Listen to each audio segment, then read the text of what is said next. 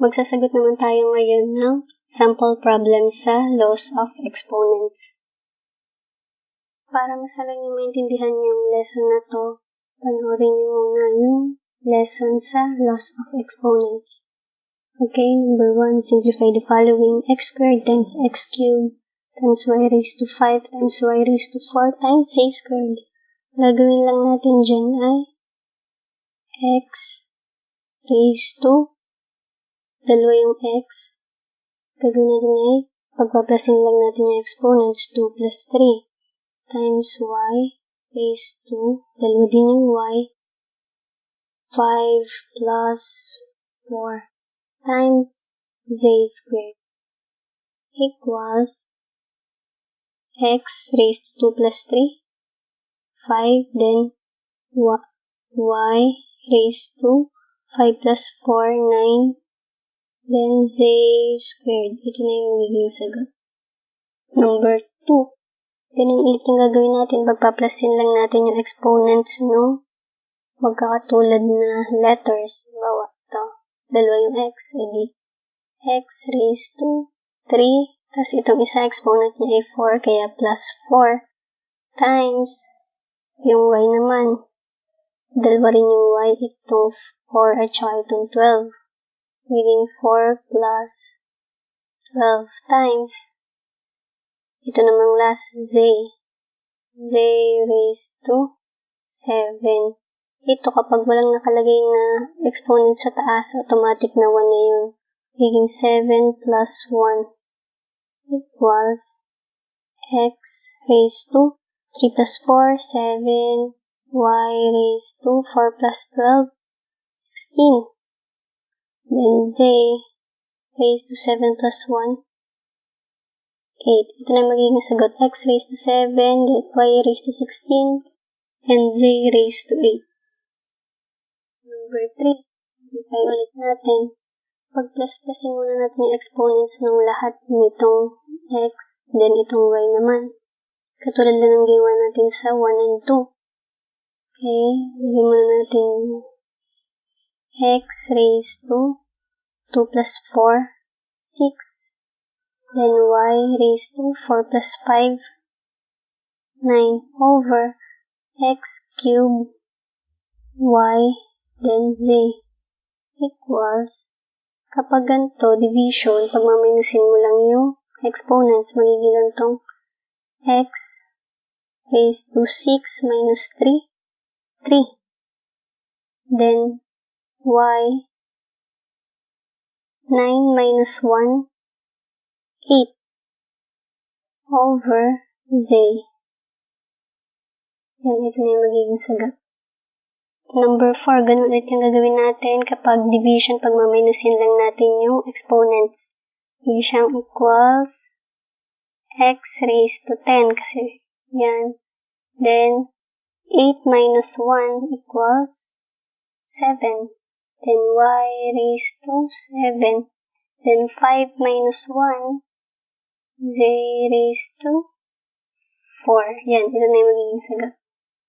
Number 5. Kapag naman ganito na mayroong nasa labas na exponents, tapos may exponent din dito, ang gagawin lang natin, pag-multiply lang natin. X raised to 2 times 3, 6. Then y raised to 5 times 2, 10.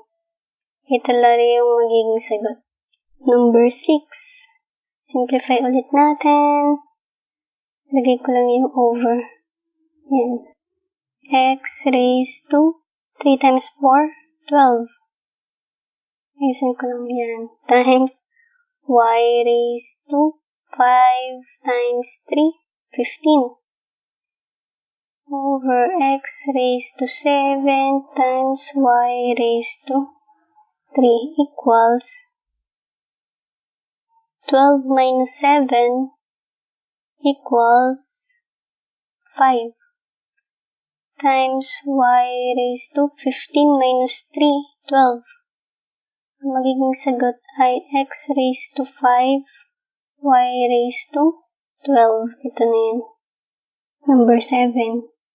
Kapag negative yung exponent, halimbawa ito nasa taas, ilalagay lang natin dito sa ibaba. Tapos kapag naman nasa baba, ilalagay natin dito papunta sa taas kapag negative yung exponent. Example, simplify muna natin. X raised to negative 3, ibababa natin para maging positive. Then itong y raised to negative 5, ibababa din natin para maging positive. Tapos itong z raised to negative 2, lagay natin dito para maging positive 2. Then ito x raised to negative 10, tataas natin. Itong y raised to negative 1, bigyan siyang y raised to 1. Then z raised to negative 10, magiging z raised to 10 equals, proceed na tayo sa subtraction. 10 minus 3, 7. Di x raised to 7. Tapos, dahil mas malaki yung exponent na nasa baba na 5 kaysa dito sa 1, mangyayari, dito natin ilalagay yung y. 5 minus 1, 4. Yan. Tapos, itong z raised to 10 over z raised to 2. 10 minus 2, 8. Di z raised to 8. Yan. Ito na yung magiging sagot. Simplify naman natin yung number 8. Equals, kopyahin muna natin yung x cube. Then, itong y raised to negative 5, ibababa na natin. Tapos, itong z raised to negative 2, baba natin para maging positive yung exponent. Try naman natin itong sa baba, x raised to 5.